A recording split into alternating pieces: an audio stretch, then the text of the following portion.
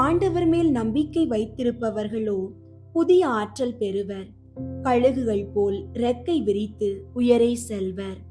அவர்கள் ஓடுவர், களைப்படையார்; நடந்து செல்வர், சோர்வடையார்.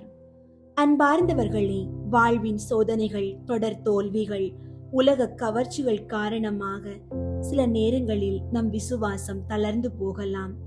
கடவுள் என் ஜெபத்தை கேட்கவில்லை என்ற ஏமாற்றமோ அல்லது செய்த தவறுகளால் உண்டாகும் குற்ற உணர்வோ நம்மை இறைவனிடம் இருந்து தூர விலக்கி வைக்கலாம். ஆனால் நம் இறைவன் காணாமல் போன ஆட்டை தேடி வரும் நல்ல மேய்ப்பன்.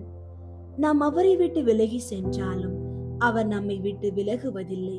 நம் விசுவாசம் அணைந்து போன நெருப்பை போல இருக்கலாம், ஆனால் ஆண்டவர் அதை மீண்டும் தூண்டிவிட காத்திருக்கிறார்.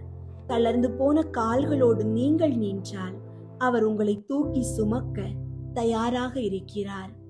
ஜெபிப்போம். அன்பு இயேசுவே, ஆதரவற்றோரின் தேற்றரவே, இந்த புனிதமான நாளில் விசுவாசத்தில் தளர்ந்து போன எமது சகோதர சகோதரிகளுக்காக உம்மிடம் மன்றாடுகிறோம்.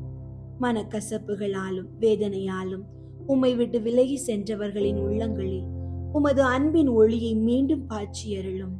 ஆண்டவரை, அவர்கள் சுமக்கும் பாரத்தை இறக்கி வைத்துவிட்டு உமது பாதத்தில் இளைப்பார அவர்களுக்கு துணிவை தாரும். பாவியாயிருந்தாலும் நீ என் பிள்ளை என்று அரவணைக்கும் உமது தந்தை உள்ளத்தை அவர்கள் உணர செய்யும். அவர்களின் சந்தேகங்களை அகற்றி மீண்டும் உம்மை முழுமையாக நம்பும் புதிய ஆற்றலை அவர்களுக்கு தாரும். இழந்த விசுவாசத்தையும் ஆன்மீக மகிழ்ச்சியையும் அவர்கள் மீண்டும் பெற்றிடவும், உமது திருச்சபையின் ஐக்கியத்தில் மீண்டும் இணையவும் உமது தூயாவியால் அவர்களை வழி நடத்தும். ஆமீன்.